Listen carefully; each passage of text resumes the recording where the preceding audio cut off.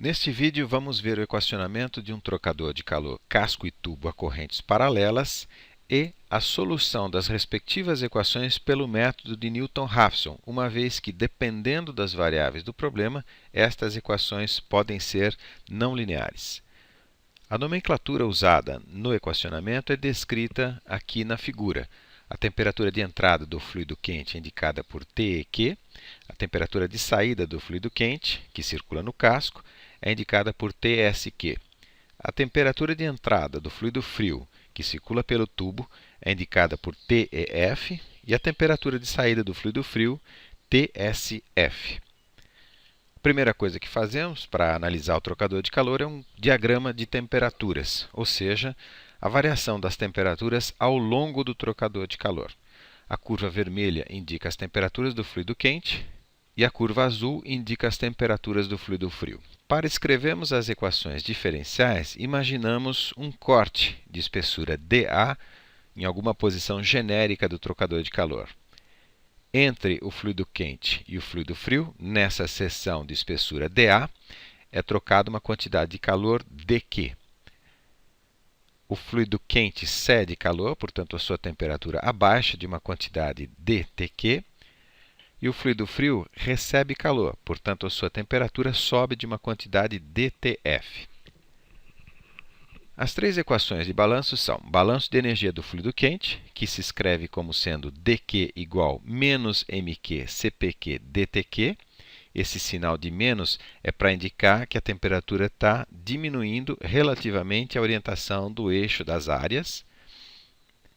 A equação de balanço de energia do fluido frio se escreve dQ igual mais mF CPF dTF. O sinal de mais aqui é usado para indicar que há um aumento de temperatura em relação à orientação do eixo das áreas. E a equação de balanço de energia na interface se escreve dQ igual a U vezes TQ menos TF vezes dA. U é o coeficiente global de transferência de calor, TQ menos TF é a diferença de temperaturas entre o fluido quente e o fluido frio na posição do corte, e dA é a área de transferência de calor. A integração destas equações vai depender se as propriedades termofísicas são constantes ou variáveis. Primeiramente, vamos analisar os calores específicos do fluido frio e do fluido quente. Tomando a água como exemplo, esta tabela mostra a variação de algumas propriedades termofísicas da água entre 10 e 95 graus à pressão ambiente, portanto, água líquida. Concentrando no Cp, podemos ver que a 10 graus ele vale 4,19 e a 95 graus ele vale 4,21, portanto, uma variação de 0,35%, ou seja, bastante pouco para essa grande variação de temperatura.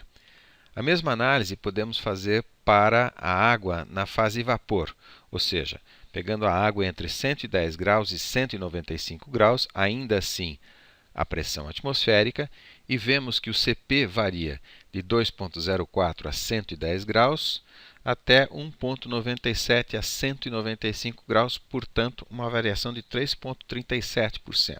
Moral da história aqui é que o Cp, na verdade, varia pouco. Ele varia mais para os gases e menos para os líquidos, mas não é muito restritivo supor que o Cp seja constante no equacionamento.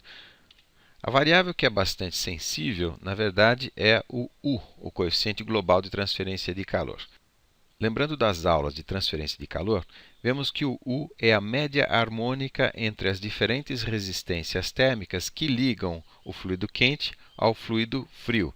Ou seja, temos uma primeira camada aqui de fluido quente, que tem uma resistência térmica dada por 1 sobre HQ. HQ é o coeficiente de convecção do lado quente.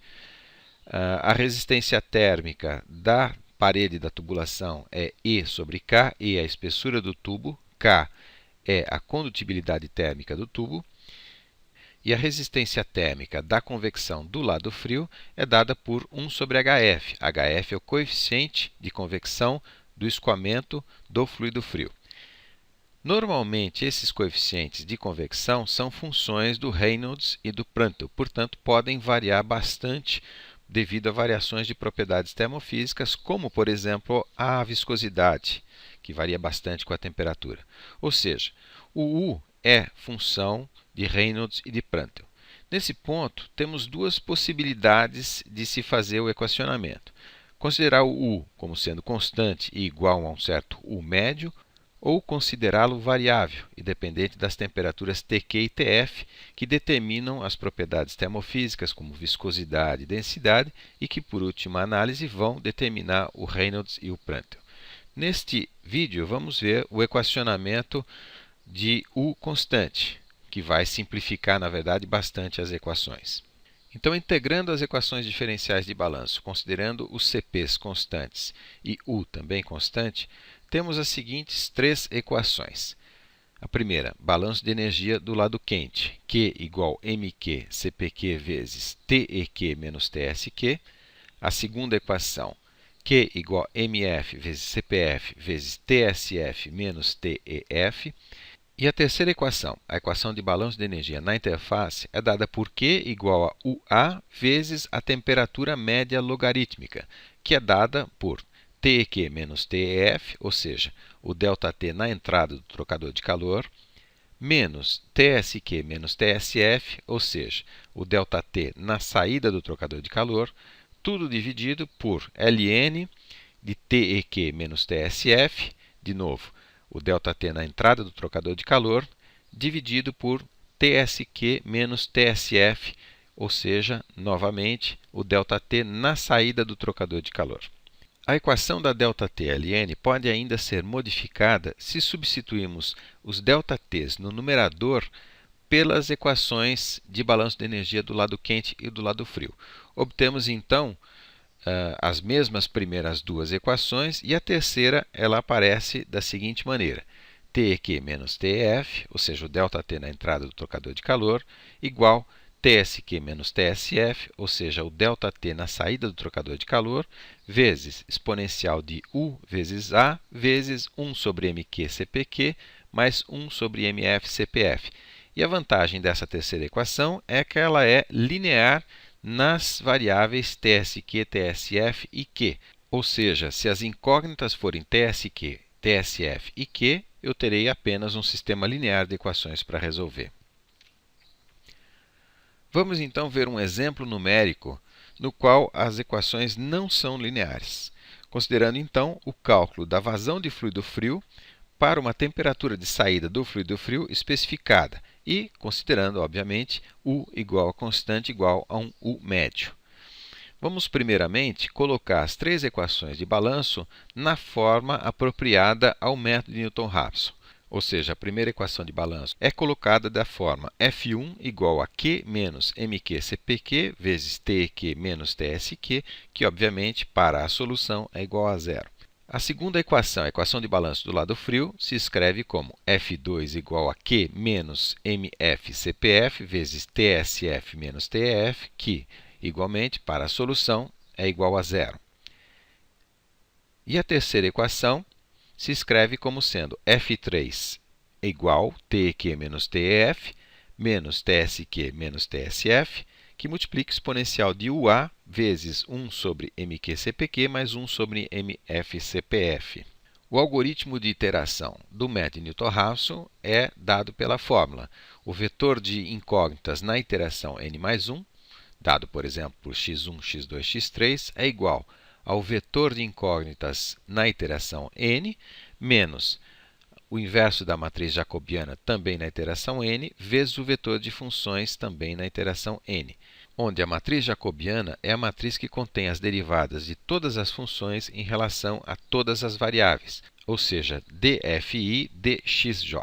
No nosso caso, as variáveis são Q, a quantidade total de calor trocada, TSQ, a temperatura de saída do fluido quente, e MF, a vazão do fluido frio.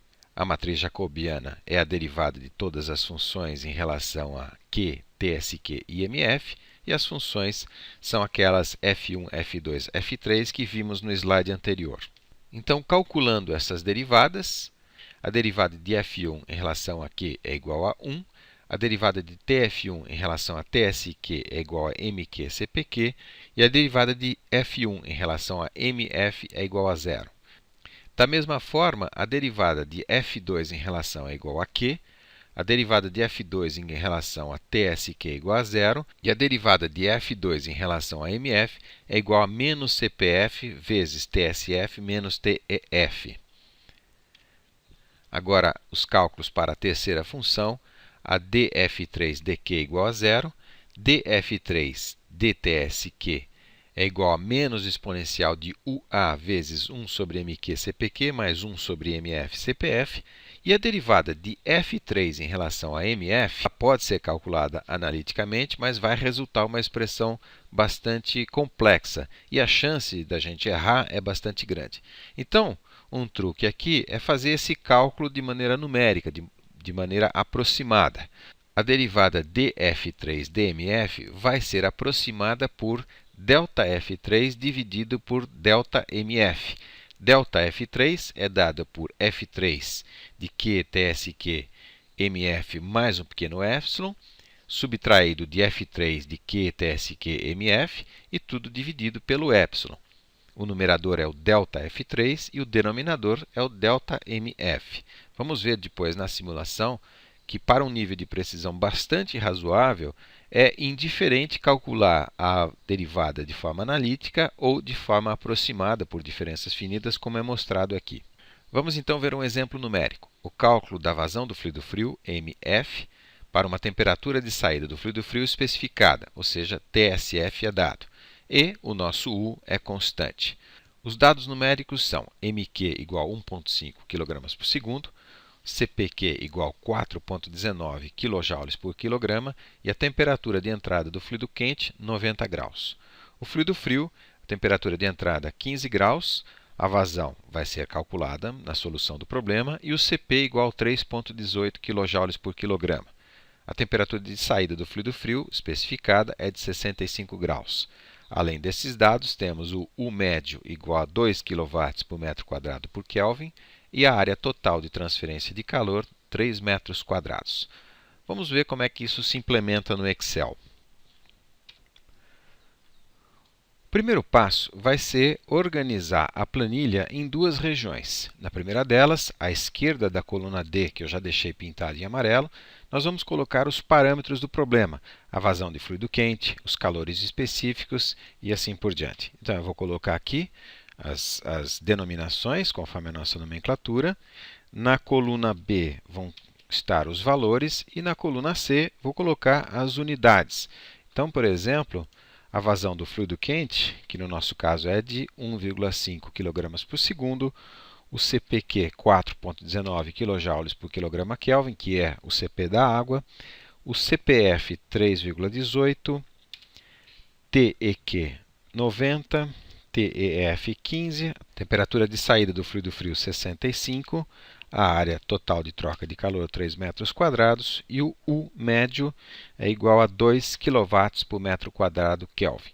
Estes são então os parâmetros do problema e, para facilitar o referenciamento, é interessante rebatizar os endereços das células.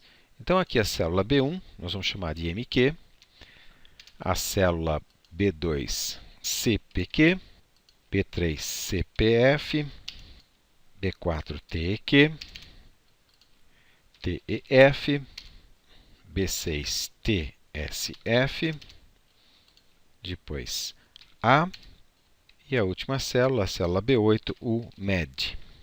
Vamos então conferir a primeira célula, MQ, depois CPQ, CPF, TEQ, TEF, TSF, A e o MED. Ok? O próximo passo agora é programar as fórmulas de iteração do método de Newton-Raphson. E da mesma maneira, vamos dividir a planilha em regiões onde cada conjunto de fórmulas vai ser colocada. A primeira região vai ser o vetor de variáveis na iteração xn. São 3 variáveis, então vou deixar aqui reservado uma região de 3 células. Em seguida, o vetor de funções fn, da mesma maneira, um vetorzinho de 3 células e um espaço para a matriz jacobiana, que é 3 por 3. Então, aqui é jacobiana, na iteração n. Em seguida, a inversa da jacobiana. Vou colocar aqui embaixo, jac menos 1, na iteração n. Em seguida, o produto da jacobiana menos 1 pelo vetor de funções, que corresponde às correções nas variáveis, portanto, dx na iteração n. E, por fim, as variáveis no próximo passo de iteração, ou seja, xn mais 1. Eu vou colocar aqui para simplificar, para facilitar as variáveis, q, tsk e mf. Lá embaixo, igualmente, q, tsk e mf. E o algoritmo vai funcionar da seguinte maneira. Eu vou começar com um chute inicial, digamos 150 kW, 80 graus Celsius, 1 kg por segundo. Na sequência, são calculados os valores da função f. Em seguida, os valores da jacobiana, ou seja, as derivadas de todas as funções em relação a todas as variáveis, e, imediatamente, a inversa da jacobiana, que dá a oportunidade de calcular o vetor de correções e os novos valores das variáveis q, tsk e mf. Por fim, é só iterar o algoritmo. Vamos, então, colocar essas fórmulas. F1 igual a Q, que aparece aqui na célula F4, menos MQ vezes CPQ, vezes TEQ menos TSQ, que está na célula F5. Fecha parênteses, Enter, está lá. F2 igual a Q menos MF, que está na célula F6, vezes CPF, vezes TSF, que é especificado, menos TEF. Enter. Opa, alguma coisa está errada.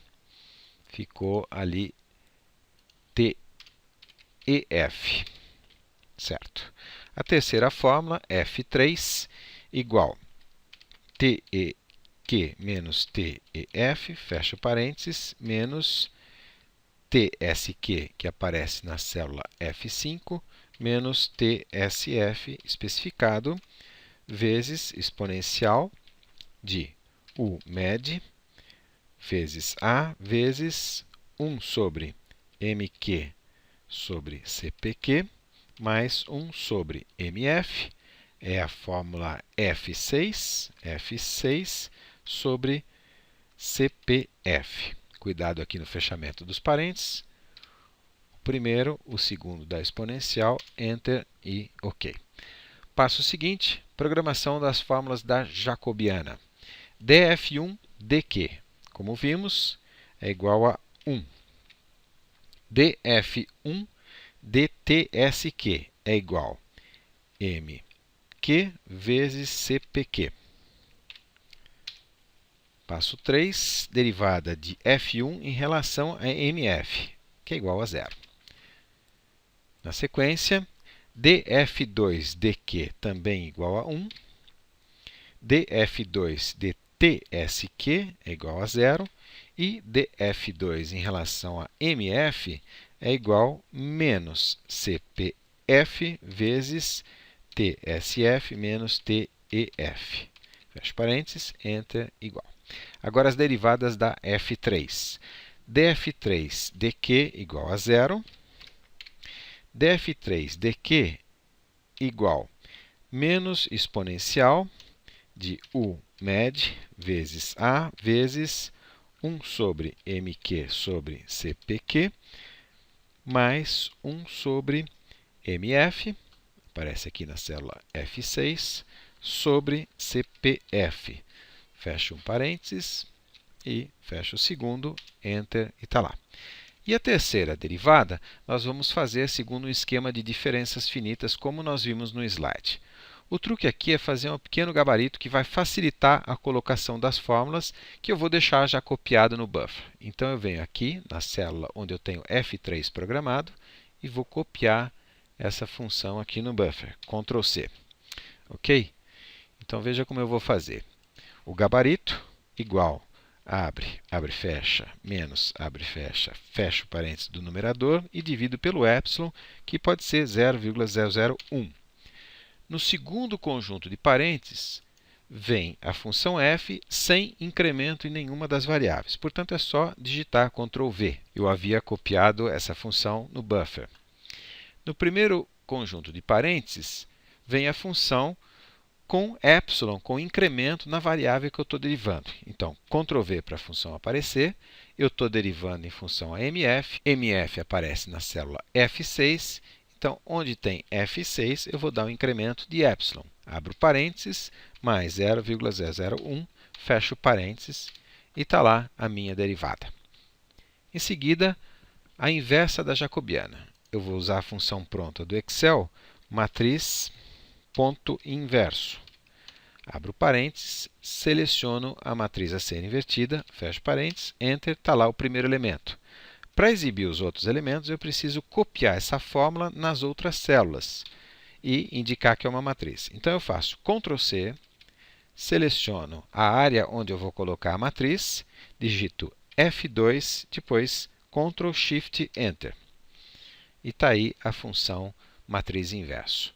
Em seguida, a multiplicação da jacobiana menos 1 pelo vetor de funções. Vou também usar a função pronta do Excel, igual matriz.mult, abro parênteses, a primeira matriz a ser multiplicada, a inversa da jacobiana, ponto e vírgula, a segunda matriz, que na verdade é o vetor de funções. Fecho parênteses, Enter, e faço o mesmo procedimento para indicar os outros elementos do produto de matriz. Ctrl C, seleciono a região, F2, Ctrl Shift, Enter.